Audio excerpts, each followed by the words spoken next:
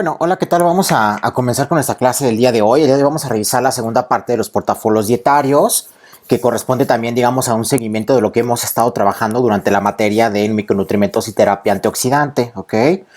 Bien, bueno, ya vimos en la primera parte del video, vimos, o en la primera parte, perdón, en la clase anterior, vimos la definición de lo que es un portafolio dietario como una estrategia que surge precisamente como respuesta a todo este movimiento de nutrigenómica que comienza hace algunas décadas. Y pues bueno, el origen o digamos todo el fundamento metabólico de un portafolio dietario, como buen nutriólogo sabemos que las bases bioquímicas de una intervención dietética son tremendamente importantes y por eso tenemos que abordar pues desde el fondo metabólico qué es lo que sucede, ¿sí?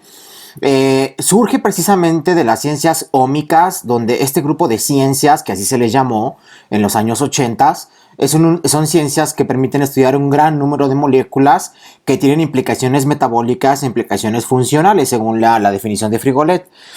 Y dentro de estas ciencias ómicas son varias ciencias, entre los que describen estas que son las principales, hay otras. Tenemos a la epigenética, tenemos a la genómica, a la transcriptómica, a la metabolómica y a la proteómica, ¿sí? Si se fijan por su prefijo, por su sufijo, ¿verdad? Todas son ómicas. Precisamente por eso se determinó que se llamaran o que se denominaran como las ciencias ómicas. Cada uno, por su prefijo, si se fijan, genómica, transcriptómica, metabolómica, ¿ok? Cada uno estudia, pues obviamente, alguna parte, algún intermediario metabólico importante, a diferencia de la epigenética. La epigenética es el conjunto de procesos por medio de los cuales se regula la transcripción de los genes sin afectar la secuencia del ADN. Es decir, la epigenética estudia todas las variaciones genéticas y las expresiones genéticas, pero que ocurren dentro de una población, que es una de las ramas posiblemente más interesantes que existen también dentro de las denominadas ciencias médicas. La genómica, pues obviamente va a estudiar la parte de los genes, la transcriptómica, los transcritos o ARN mensajero. Ahorita vamos a ver qué onda con esto de los transcritos o los transcriptores. La metabolómica estudia los metabolitos, ¿ok? Aquí, es estudio de muchos metabolitos, ¿sí? Un metabolito es un desecho metabólico, un producto metabólico, ajá. La proteómica, que es el estudio de las proteínas, a su paso, digamos, de ARN mensajero a proteínas del gen.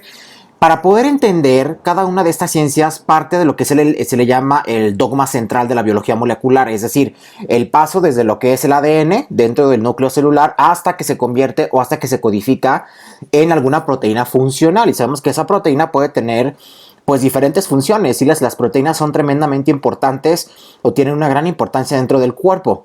Y bueno, pues, ¿qué onda con esto? ¿O qué pasa, digamos, con el asunto de la nutrición? ¿Sí? Ok, bueno, ahí va.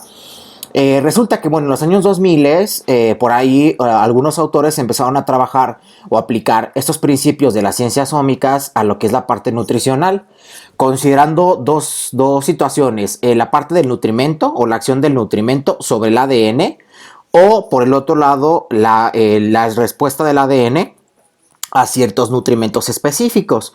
Y entonces surge lo que se le llama la genómica nutricional, donde precisamente engloba dos grandes ramas o dos grandes divisiones, que es la nutrigenómica y la nutrigenética, ¿sí? De hecho, estas son de las ramas más en tendencia a nivel internacional, ¿sí? De hecho, inclusive los planes de estudio de licenciatura y de posgrado a nivel internacional ya empiezan a incluir este tipo de asignaturas en los programas de estudio porque son tremendamente importantes. Se piensa que en las próximas décadas la nutrigenómica, la nutrigenética será la piedra angular para poder establecer un tratamiento nutricional y ya no solamente el peso, el metabolismo, el gasto energético total, la masa muscular ya no va a bastar, sino que también se va a poder llegar a considerar inclusive como expresiones genéticas in situ o expresiones genéticas individuales, ¿sí? Entonces eso pues va a ser un boom dentro de la nutrición, ¿sí? Entonces está la parte de la expresión genética, ¿sí? Que es cómo el nutrimento afecta el ADN. Y está la expresión de la nutrigenética, que es cómo el ADN responde al nutrimento a través de diferentes polimorfismos. Y es decir, los polimorfismos, recordemos que son cambios genéticos, son alteraciones genéticas que sufren arriba de un 1% de la población, a diferencia de una mutación. Una mutación generalmente no es tan prevalente como un polimorfismo. Sí, un polimorfismo generalmente tiene una mayor prevalencia, como en el caso de los ojos de color, ¿sí? Hay mucha gente en el mundo que tiene ojos de color y eso es un polimorfismo, no es una expresión, digamos, natural o una expresión, perdón, regular, ¿sí? De los genes. Y entonces, en el pasar de esta genómica nutricional que comienza en el año 2000, en el año 2008 llega a México precisamente al Instituto Nacional de Nutrición y Ciencias Médicas, Salvador Subirán, como ya les comentaba en la clase anterior, llega con la doctora Nimbe Torres y el doctor Ramón Tobar, donde empiezan a hacer estudios en México con este tipo de estrategias que se le llaman portafolios dietarios, ¿sí? Y entonces se han descubierto hasta la fecha varios nutrimentos o macronutrimentos y micronutrimentos que pueden actuar como señalizadores de ese efecto de proteína o de esa transcripción de la proteína. Sí, es decir, una vez que el ARN mensajero se traduce a una proteína, existen estos intermediarios que van a hacer estos nutrimentos que van a permitir que esa proteína se exprese o no se exprese, o se exprese, digamos, de manera parcial. Y entonces se han identificado nutrimentos como el colesterol, como los hidratos de carbono, la fibra soluble, los ácidos grasos, la vitamina C, la vitamina B12, los flavonoides, los carotenoides, las isoflavonas, los polifenoles y algunos aminoácidos, que bueno, son algunos de los nutrimentos que se ha demostrado que tienen efecto específico, proteico específico dentro del ADN de las personas. Bueno, en toda esta parte, ¿cómo cómo podemos aterrizar todos estos principios de genética dentro de la consulta, dentro de la consultoría nutricional? Pues bueno, existen, digamos, dos vertientes, ¿sí? Que son medianamente prácticos, por así decirlo. Y lo digo medianamente prácticos porque damos por hecho que la nutrigenómica y la nutrigenética son ciencias que aún están en pañales, ¿sí? O sea, son ciencias que tienen 15 años de estudio, a lo mucho 20.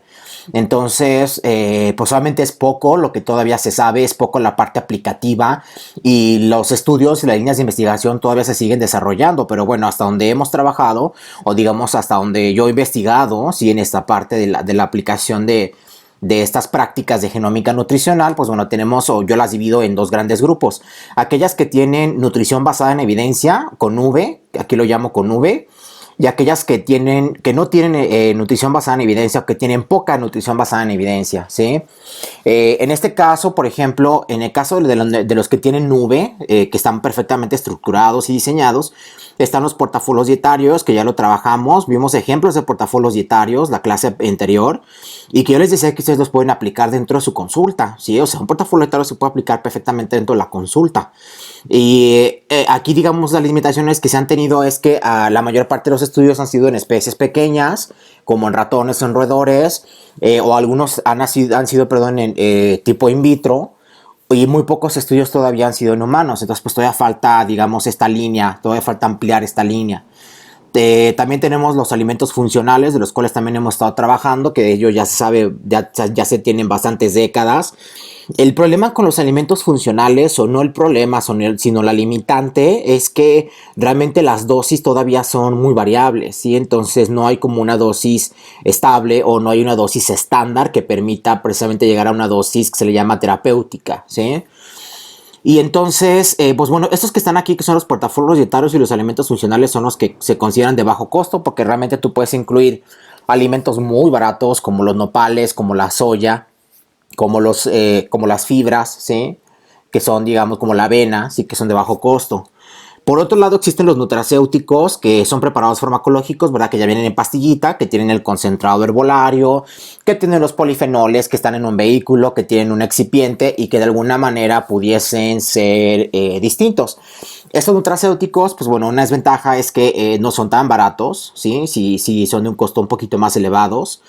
Y inclusive hay unos que son bastante caros, ¿sí? Entonces una terapia antioxidante basada en nutracéuticos sí sería costosa, ¿sí? Pero pues solamente digo, uno se las ofrece al paciente y el paciente decide de acuerdo a sus recursos. Y por otra parte, lo que es están los test epigenéticos individualizados que los han traído estas empresas. Todas estas empresas son extranjeras, ninguna es mexicana. Está la empresa de Cell Wellbeing y está la de DNA Fit, Unlock Your Human Potential. Estas dos, me parece que la de Cell Wellbeing es española y la de DNA Fit me parece que es británica, ¿sí? Ambos lo que hacen es que te cobran, es un test individual que te cobran que vale de 7,000 a 20,000 pesos.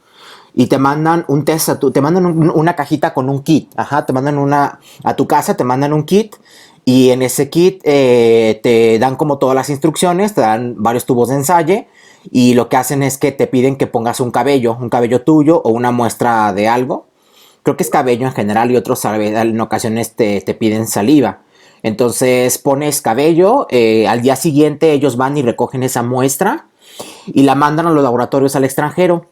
Y lo que hacen ellos es, a través de diferentes técnicas que todavía no están aprobadas por la FDA, si todavía no están avaladas, ellos lo que hacen es un corte genético de un cabello o un corte genético de alguna muestra biológica, de alguna biopsia, y la someten a varios nutrimentos, es decir, ese ADN lo exponen a una lista indeterminada de nutrimentos. ¿Sí? Y entonces lo que hacen ellos es que te mandan por correo, te mandan el resultado del test y te dicen, ok, ¿sabes qué? Tú tienes predisposición o tienes una fuerte asociación hacia los carbohidratos y tienes un riesgo de desarrollar, por ejemplo, resistencia a la insulina. O tienes un riesgo, por ejemplo, o desarrollas acné si consumes demasiados ácidos grasos poliinsaturados. O, por ejemplo, te dan una lista donde viene un cuadro donde ellos identifican ciertos genes, ajá, que generalmente son los que mutan, con una respuesta nutrimental específica, ajá, como yo les decía. O sea, hay gente que dice, ¿sabes qué? O sea, la lactosa te produce esto, deja de comer lactosa. El gluten, por ejemplo, te llega a producir esto, deja de comer gluten. Aunque vuelvo a lo mismo, les decía que este tipo de técnicas que se venden y que son bastante costosas, todavía no están aprobadas por la FDA porque todavía no son técnicas o no son prácticas, mejor dicho, metodologías o técnicas de laboratorio que estén aprobadas por la FDA, sobre todo porque no son tan serias o no es un test genético completo. Un test genético completo te puede costar hasta cientos de miles de pesos. Y estos que cuestan 7,000 a 20,000 pesos, pues lo que hacen nada más es, pues como un escaneo, por así decirlo, de los genes, lo expone a los nutrimentos y te da como un resultado. Y sobre ese resultado se hace una dieta o se traza un plan de alimentación, ¿sí?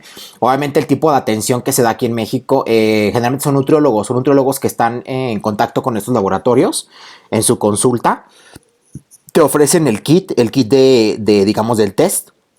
Tú lo pagas y te pagas el programa, que es carísimo, obviamente, y ellos te ajustan tu plan nutricional de acuerdo a estos test epigenéticos. Ya tienen varios años, ¿eh? Desde que yo recuerdo la licenciatura, ya empezaban aquí en México, pero eran muy caros, siguen siendo bastante caros, y pues resulta ser poco práctico, ¿no? Dentro de la consultoría, porque realmente el poder adquisitivo, pues obviamente el paciente tendrá que ser muy alto para poderlo hacer, y aparte no es concluyente, si es a lo que voy.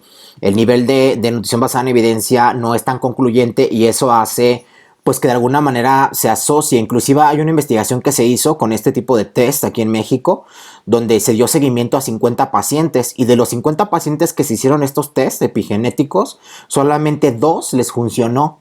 O sea, estamos hablando que menos del 5% de la población realmente les sirve este tipo de test. Ajá. El otro 95, pues obviamente no, digo, estará gastando su dinero nada más, ¿sí? Entonces, pues todavía falta, ¿sí? Nunca he tenido como un comportamiento muy ortodoxo hasta para ese tipo de, pues digamos, de modelos o de esquemas de dietas, ¿no? Todavía nos falta tiempo en este sentido. Pero bueno, eso es lo que hay ahorita en aplicaciones prácticas de genómica nutricional y que ustedes pueden trabajar en su consultoría, ¿no? Ustedes pueden ver viendo qué es lo que pueden trabajar dentro de su consultorio. Si digo, aparte de prescribir un plan de alimentación, ¿ok? Bueno, chicos, pues sería todo. Muchísimas gracias.